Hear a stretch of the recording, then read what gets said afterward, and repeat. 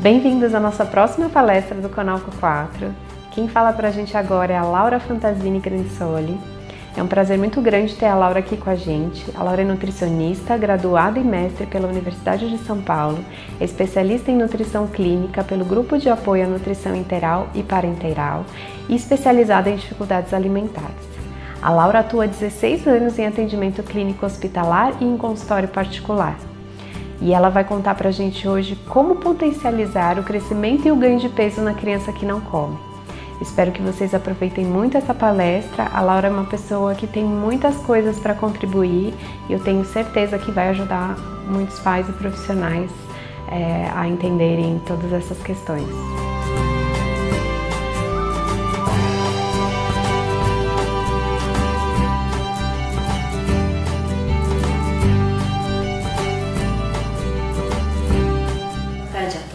Meu nome é Laura, eu sou nutricionista e agora a gente vai falar um pouco sobre como potencializar o crescimento e o ganho de peso da criança que não come.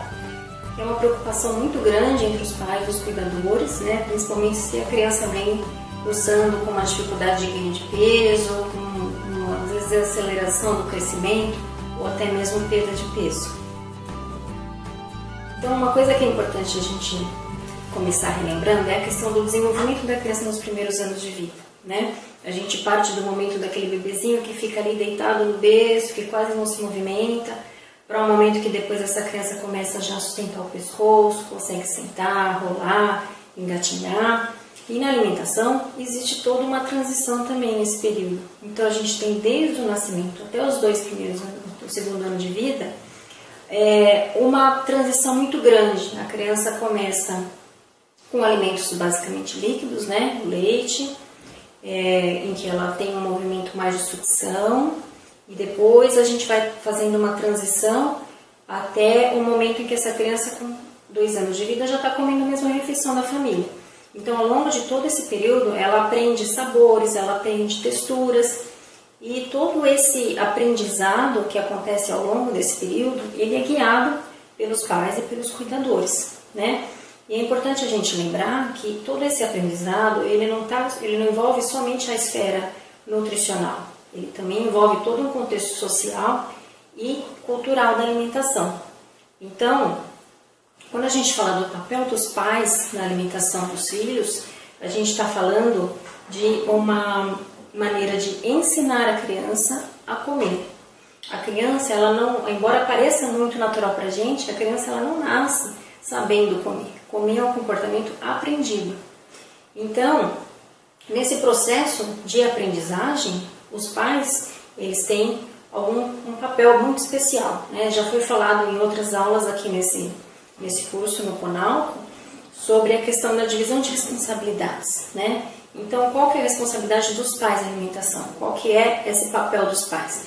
Os pais são responsáveis por prover para essa criança uma alimentação equilibrada, uma alimentação saudável, segura do ponto de vista microbiológico, então livre de contaminação, e eles são responsáveis também por providenciar uma estrutura para essa alimentação.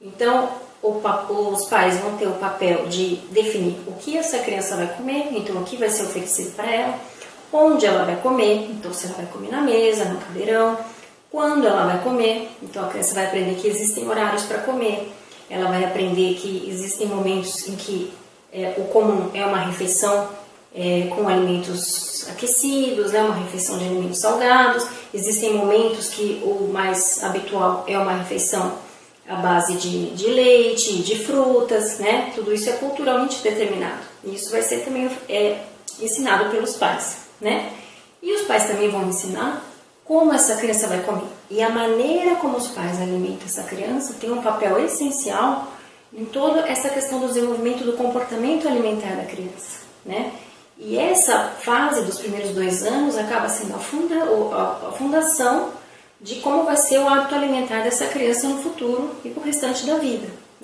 Então é onde vão ser definidas as preferências alimentares, é onde vai ser definido o comportamento alimentar da criança, Como ela se relaciona com o alimento, se ela tem um bom relacionamento com o alimento, se ela consegue se alimentar adequadamente, respeitando a sua autorregulação. Então ela se alimenta quando tem fome, ela para de comer quando ela está satisfeita. Então tudo isso é formado nesses primeiros 2 anos de vida principalmente. E o papel dos pais é muito importante nesse período, porque eles vão dar todo esse conhecimento sobre alimentação que a criança não tem, né? Quando a gente fala de crianças com dificuldades alimentares, e a gente sabe que isso varia muito, né? A dificuldade alimentar, o termo dificuldade alimentar abrange condições muito variadas, então a gente pode ter desde uma criança que tem um tipo de seletividade a um determinado grupo de alimentos, por exemplo, não come nada que seja verde, até crianças que têm uma dificuldade alimentar bem importante com recusa alimentar, e que se alimentam realmente muito pouco e que aceitam pouquíssimos tipos diferentes de alimentos, menos de 10 tipos diferentes de alimentos, por exemplo.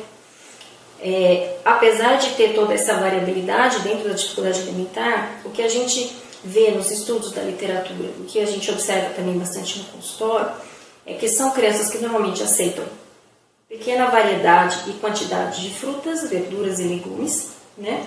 Normalmente pode ocorrer também a recusa de carnes, em especial também de peixes. E a gente observa nos estudos aqui no Brasil e também na nossa vivência de consultório, que são crianças que acabam tendo um baixo consumo de leguminosas, que seriam os feijões, né? Feijão, ervilha, lentilha, soja, grão de bico.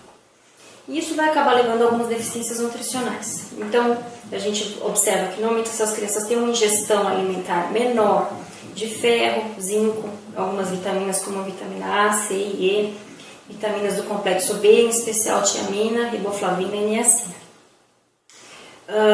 Ao mesmo tempo, são crianças que acabam tendo um consumo mais elevado de alimentos de panificação, então aceitam bem pães, biscoitos, comem as bolachas, né? Aceitam também uma quantidade mais razoável de doces, de guloseimas, e isso vai levar então de um lado a algumas deficiências nutricionais, né, de vitaminas e minerais, que podem também ocasionar uma deficiência de consumo energético no total do dia, e isso acaba interferindo também no crescimento.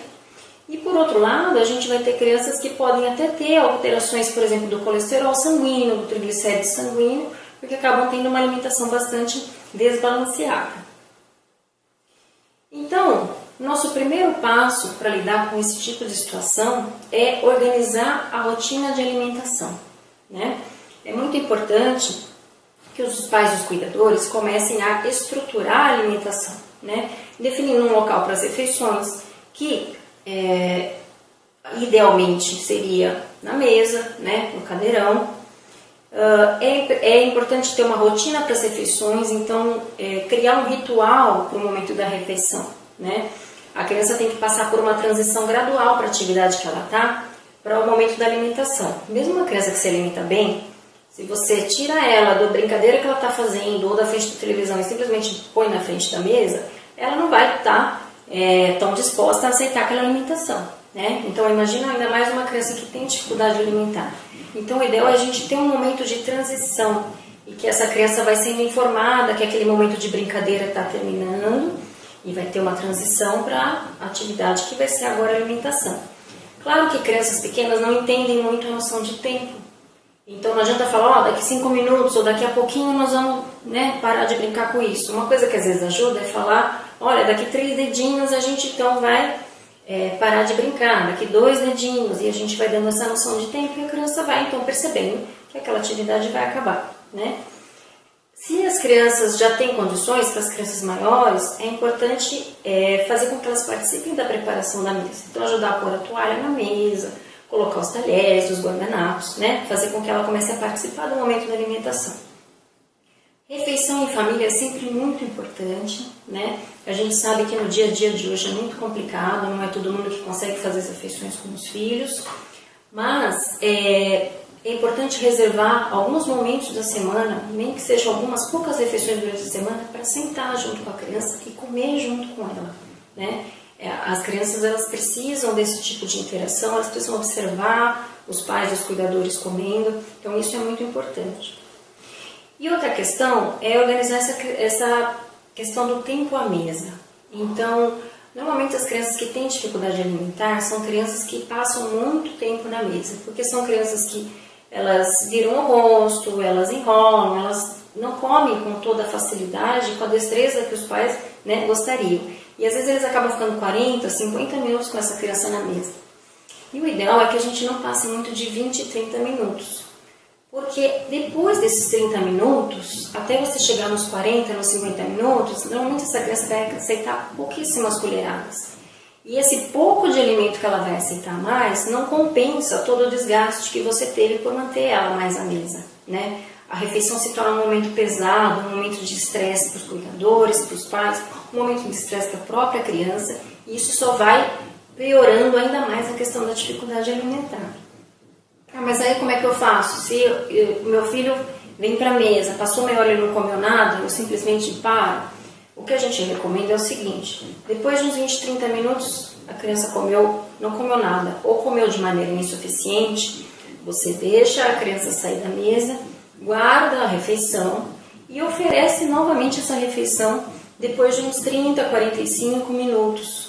Porque aí pode ser que nesse momento a criança tenha já ficado com um pouco mais de fome e aceita um pouco melhor. A partir do momento que você ofereceu essa segunda vez, a criança também não comeu muito, você então encerra a refeição e aí a criança vai ter que entender que ela só vai voltar a comer na próxima refeição. E na próxima refeição ela vai comer o alimento que é próprio da próxima refeição. Então eu não vou servir no meio da tarde o alimento do almoço, tá? Claro que tudo isso tem que ser muito bem individualizado para cada caso, mas de maneira geral é uma maneira que ajuda a gente a conduzir para resolver esse tipo de problema. Outra questão, é importantíssimo definir horários, porque a criança ela tem que estar com fome para comer, né? E o que a gente observa normalmente? Crianças com dificuldades alimentares, como comem muito pouco, os pais, os cuidadores ficam muito ansiosos, então toda hora estão oferecendo alguma coisinha. Ah, eu sou muito pouco, então deixa eu dar um biscoitinho, deixa eu dar um lanchinho. E no fim a criança passa o dia inteiro beliscando, comendo aos pouquinhos, e ela nunca tem a oportunidade de sentir fome. E é muito importante a criança sentir fome, né? Existe aquele ditado que a fome é o melhor tempero da comida. Então a gente precisa realmente pensar nisso. E aí faz parte desse processo a gente respeitar a capacidade de autorregulação energética da criança. O que é isso? Toda criança nasce, praticamente toda criança nasce com uma capacidade muito bem afinada de autorregulação energética. Ela come quando ela sente fome e ela para de comer quando ela está saciada. O que acontece é que a criança que come pouco, a gente acaba desconsiderando esses sinais naquela expectativa de fazer a criança comer mais, né? Então é importante a gente relembrar quais são esses sinais, né? E aí o que a gente observa então? Isso até faz parte de uma cartilha da Organização Mundial da Saúde, que é justamente para orientar pais e cuidadores. E o que a criança demonstra quando ela tem fome? Ela se inclina em direção à colher, né? Ela abre a boca quando a colher está chegando, ela se excita ao ver o alimento, começa a apontar para o alimento. Conforme é uma criança que vai crescendo, ela já começa a combinar algumas palavras, alguns gestos para mostrar que ela está com vontade de comer. E a partir do momento que essa criança começa a comer, essa fome vai passando e ela começa a ficar satisfeita. E quais são os principais sinais de saciedade? Começa a empurrar a comida, né? Empurra a mão da pessoa que está oferecendo a colher, empurra o prato na mesa. Ela fecha a boca, vira o rosto, né? Começa a chorar. Então, assim, parece óbvio que essa criança não quer mais comer. Mas a gente tem a tendência, o quê? De desconsiderar esses sinais, porque a gente quer que a criança coma mais, né? Então, a criança passa a comer mais devagar, e isso é natural, né? Conforme a fome vai passando, a criança aceitava muitas colheradas rapidamente, de repente ela começa a aceitar mais devagar. Ela já está ficando saciada e perdendo o interesse pelo alimento, né? A criança começa a balançar a cabeça falando que não quer, né? Ou se é uma criança que já fala, ela realmente verbaliza que ela não quer. E, como muitas vezes pode acontecer, como os pais ou os cuidadores acabam ignorando todos esses sinais, a criança começa a ficar irritada e chega uma hora que ela simplesmente arremessa o alimento longe. E isso acaba sendo considerado uma malcriação da criança na mesa. Mas, na verdade, ela só está, na verdade, é um grito de socorro. Ela está mostrando para você que ela já deu todos os sinais e você continua oferecendo. Ela está falando que ela não quer, né? Então, é muito importante respeitar essa capacidade de autorregulação energética, porque isso é essencial para o tratamento da dificuldade alimentar. a criança com dificuldade alimentar, como ela normalmente sofre muita pressão para se alimentar, é forçada a se alimentar, ou é distraída e aí conforme ela vai abrindo a boca, entra uma colher, ela acaba desenvolvendo uma relação muito ruim com a alimentação. A alimentação não é um momento prazeroso para ela. E enquanto a gente não resolver essa questão, enquanto a alimentação não se tornar algo prazeroso para ela, a gente também não resolve a dificuldade alimentar. Mas aí como é que a gente faz então para essa criança, que a gente tem que respeitar a autonomia dela e respeitar o fato dela falar que ela não quer, como é que a gente faz para nutrir ela e fazer ela ganhar peso, né? Então os primeiros passos seriam o seguinte: primeiro a gente tem que identificar qual é a característica sensorial dos alimentos que essa criança mais aceita. Então assim, existe um sabor específico? Essa criança, por exemplo, só come coisas salgadas ou só come coisas adocicadas? Existe uma cor específica? Tem crianças, por exemplo, que só comem alimentos brancos, né? Arroz, é batata, é frango, é pão, e tudo tem que ser branco. Existe uma textura específica? Então essa criança só come coisas batidas, muito pastosas, não come nada em pedaço? Ou ao contrário, ela só gosta de coisas crocantes, então ela come muita torrada, muito biscoito, gosta de biscoito de polvilho, mas não come a refeição mesmo, arroz ou feijão, ela gosta mais das coisas mais crocantes. Ou existe alguma aparência específica, né? A criança aceita bem se for um alimento na forma de palito, se você corta em rodela ela já não come bem. Então a gente vai tentar identificar qual que é essa característica principal do alimento que a criança aceita, dos alimentos que a criança aceita, e usar essa característica para expandir o cardápio dessa criança, né? E normalmente o que funciona melhor é a textura. Então começar pela textura é uma boa ideia. Aqui a gente tem, por exemplo, se é uma criança que só gosta de coisa crocante, come a torrada, come o biscoito, por que não oferecer os legumes na forma de chips, né? Você oferece os legumes crocantes para essa criança, não precisa necessariamente ser frito, você pode fazer assado, né? E você começa a expandir, mesma coisa com as frutas, né? Existem frutas chips que você pode oferecer também. Carne, fazer um empanado com uma farofa bem grossa e coloca no forno, aquela carne fica crocante, então a criança tem uma tendência a aceitar melhor. Outro exemplo seria no caso de crianças, por exemplo, que comem as papas lisas, homogêneas, né, os alimentos batidos. E às vezes a criança só aceita isso, o que os pais têm a tendência de fazer? Bota tudo num sopão, né? Então põe todo tipo de verdura, legume, carne, feijão, bota tudo lá, bate tudo no liquidificador e vira aquele sopão que a criança come. Então os pais ficam sossegados que a criança estaria bem nutrida, mas o que ela está aprendendo em relação à alimentação, né? O que a gente pode fazer então nesses casos? Pega aquela sopa que tem 8 ingredientes, transforma em 2 sopas com 4, depois diminui para 2 e aí a gente finaliza com um prato que a gente vai ter todos os alimentos sim nessa textura de papa, mas separadamente. E aí nesse momento a criança vai começar a aprender o sabor de cada alimento. Porque quando a gente bate tudo junto, aquilo fica com gosto de tudo e de nada ao mesmo tempo, né? E se a gente faz tudo separadinho, essa criança aos poucos vai conhecendo sabores. E uma vez que ela se familiarizou com o sabor e gostou do sabor, a gente começa a fazer a transição então já para pedacinhos macios, depois para alguns pedaços um pouco mais firmes, até eventualmente chegar em legumes crus, por exemplo, tá? É muito importante que os novos alimentos sejam introduzidos de maneira muito gradual, né? Então, o ideal é a gente iniciar pelos alimentos que a criança já considera mais seguros, que ela aceita bem, e introduzir os novos alimentos sempre um de cada vez, em pequeníssima quantidade e sempre junto com um alimento que a criança gosta bastante. Então, você coloca uma pequena quantidade de um alimento novo num prato de comida, com alimentos que a criança já come bem e aceita seguros, porque primeiro que ela não vai rejeitar esse prato de uma vez, porque não vai ter uma montanha de coisas que ela não está acostumada, vai ser só um pouquinho. Então ela aceita esse prato, ela começa a comer os alimentos que ela já está acostumada e aos poucos ela pode começar a aceitar esse alimento novo, né? O importante é nunca, nunca, nunca forçar.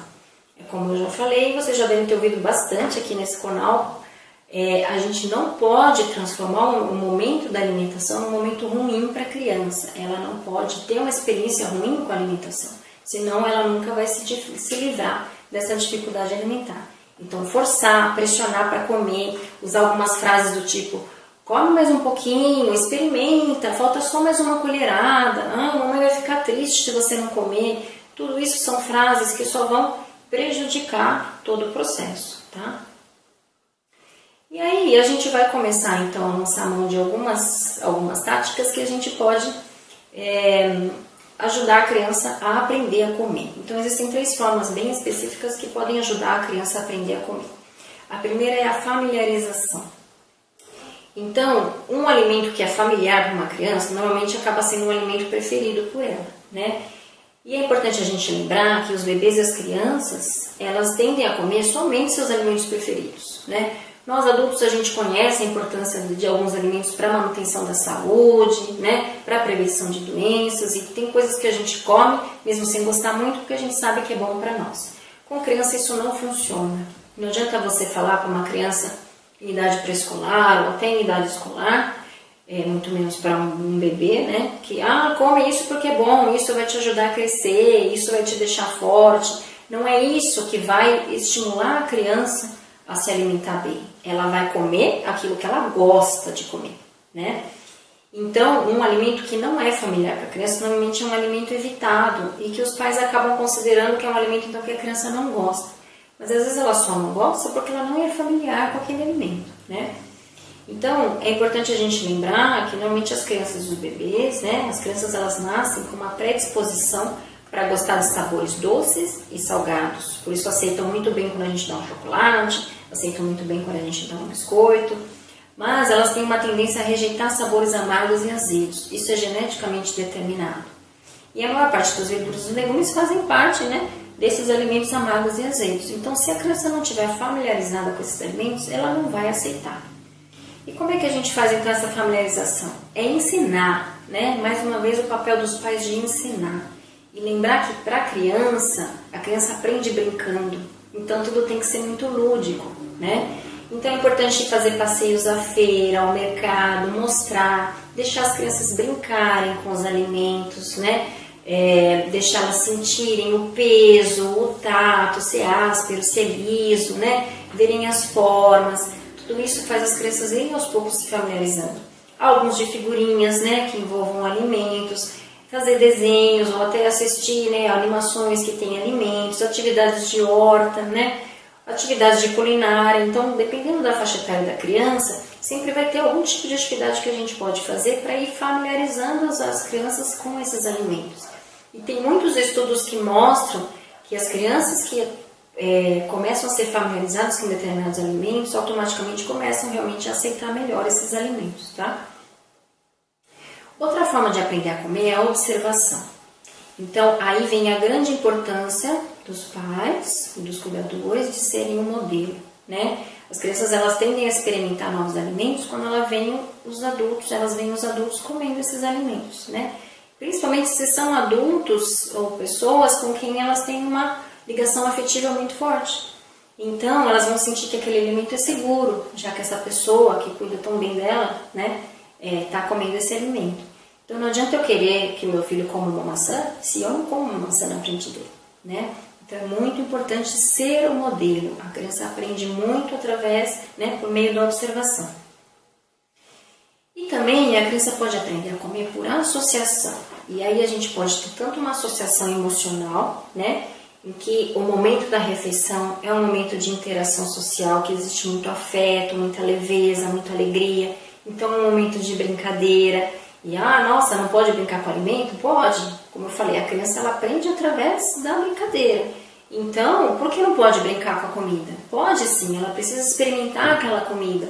Ela precisa que o momento da refeição seja um momento de prazer, um momento de brincadeira, um momento de conexão com os pais, com os cuidadores, né? Então, às vezes, ajuda muito você transformar aquela refeição, por exemplo, num piquenique, que nem precisa sair na rua, no parque, pode ser, às vezes, até dentro de casa, né? Estender uma toalha no meio da sala e colocar alguns alimentos lá e fazer um piquenique, ou então fazer um chá de bonecas e coloca todas as bonecas na mesa para comer junto, participar daquela refeição, enfim, funciona muito quando envolve o lúdico, né? Quando envolve o amor, quando envolve o afeto.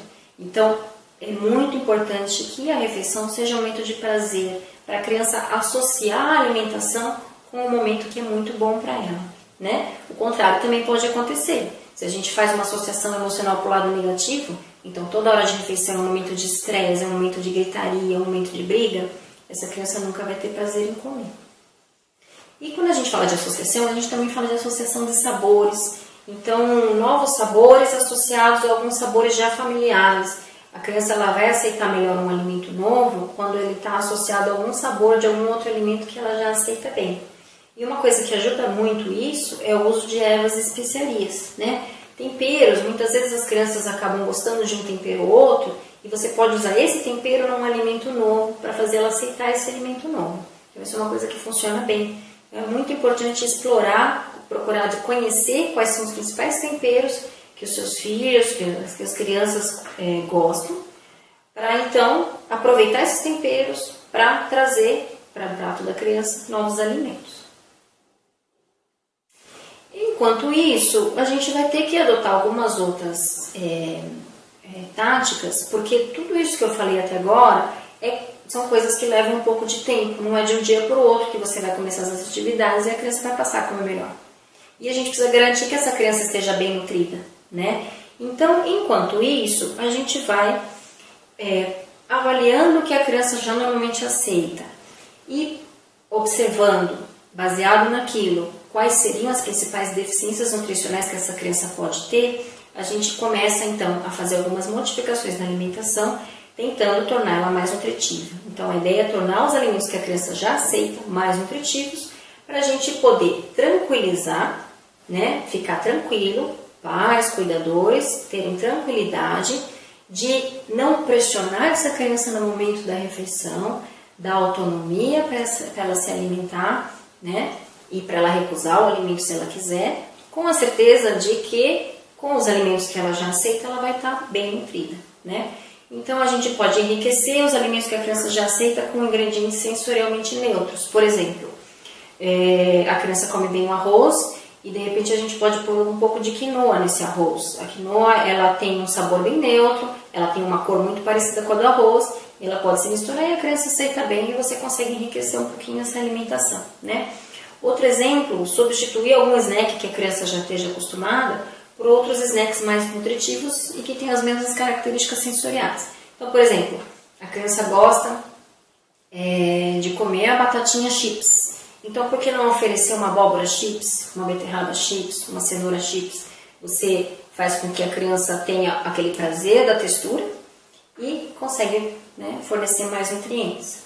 E a gente também pode escolher algumas versões mais nutritivas de alguns alimentos. Então, por exemplo, a criança come muito bem o macarrão, existe o macarrão de soja, né? Não precisa ser sempre um macarrão de trigo. O macarrão de soja tem uma quantidade maior de proteína, por exemplo. Então, aqui são só alguns exemplos que a gente pode utilizar, né? Outra coisa muito importante é despertar a vontade de comer. Normalmente, a criança que tem dificuldade alimentar, ela não tem interesse pela comida, né? Então, a gente tem que facilitar esse processo para ela. E uma coisa que ajuda muito é essa questão do preparo da comida, né? A gente sabe que ter tempo para preparar uma refeição fresca todos os dias é muito complicado. Mas existem vários estudos que mostram que as crianças que comem comida de potinho, comparado com a comida caseira, são crianças que apresentam mais dificuldade alimentar e uma restrição alimentar maior. Porque elas têm muito pouca experiência com texturas diferentes, com sabores diferentes, né? Normalmente essas refeições prontas elas já têm um sabor bem padronizado, né? Mesma coisa do congelado para o feito na hora. Nossa, mas então eu não posso congelar? Eu não tenho tempo de preparar sempre.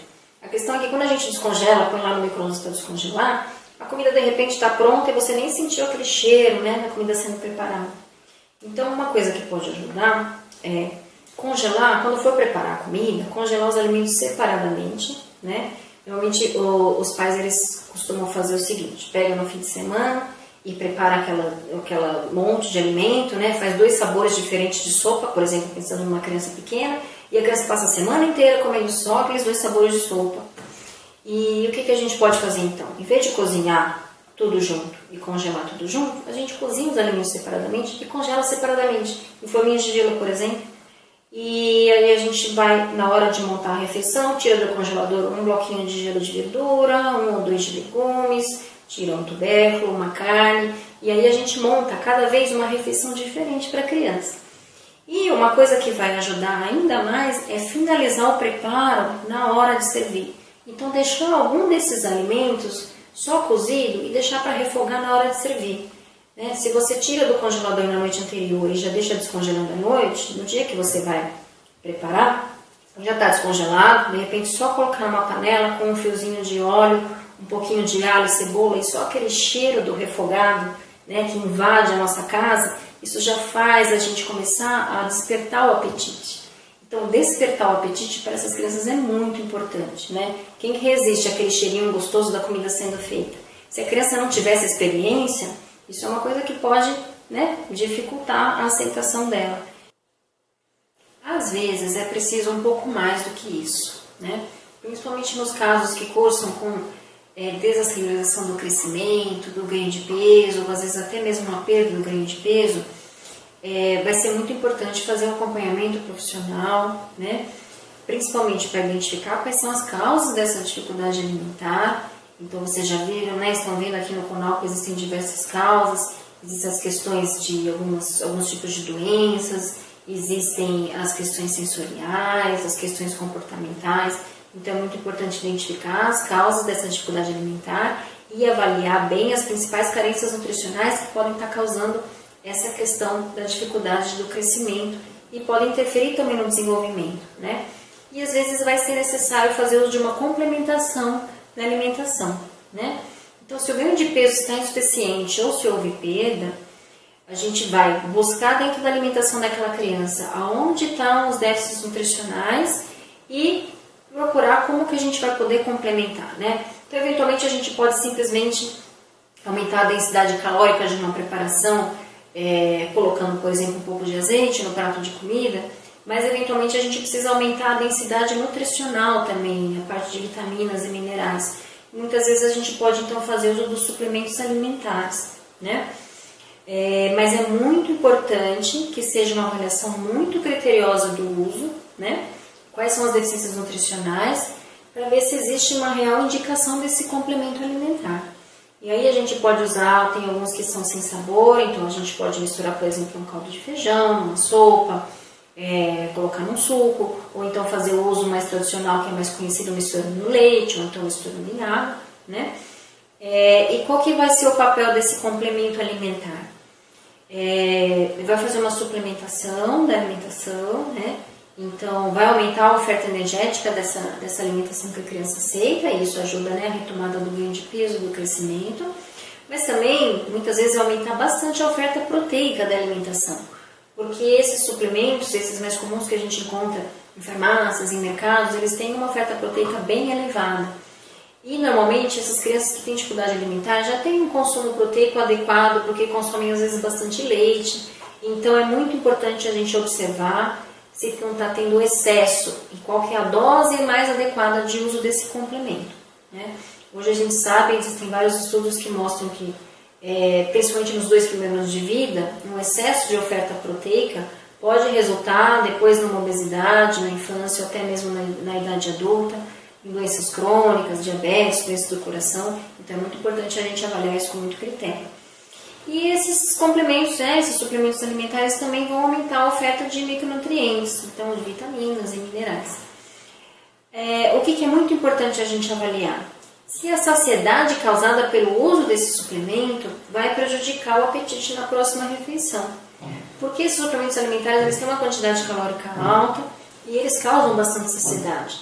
E não adianta nada eu dar um suplemento para suprir uma deficiência no consumo de alimento e esse suplemento atrapalhar o apetite na refeição, Então, se eu coloco no meio da tarde um leite batido então com um suplemento em pó, depois a criança não janta porque ela está já bem saciada, eu não estou resolvendo o problema. Na verdade, eu estou até criando um problema novo, porque eu estou dificultando o tratamento dessa dificuldade alimentar, E é muito importante também a gente ter em mente que o uso do suplemento alimentar ele é temporário.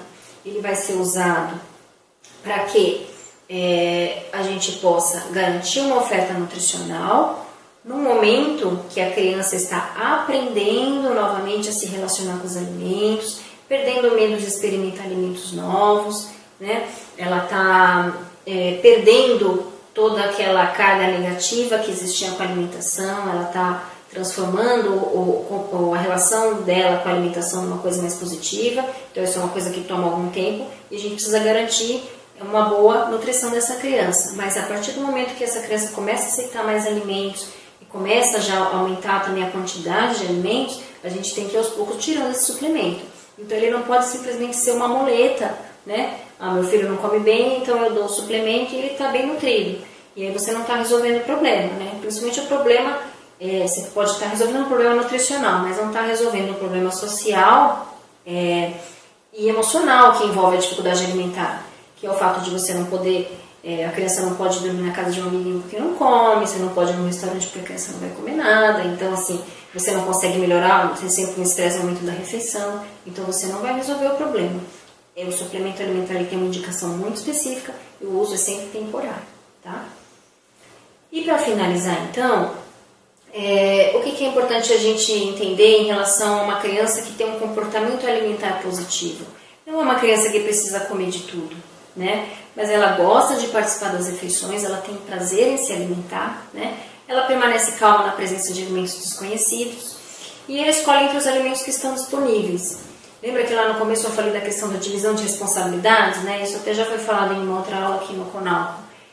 A responsabilidade dos pais é promover uma alimentação saudável, segura e com estrutura, né? E a responsabilidade da criança qual que é? Decidir o que ela vai comer dentro daquilo que foi oferecido e quanto ela vai comer, né? Então a criança tem que ter essa autonomia.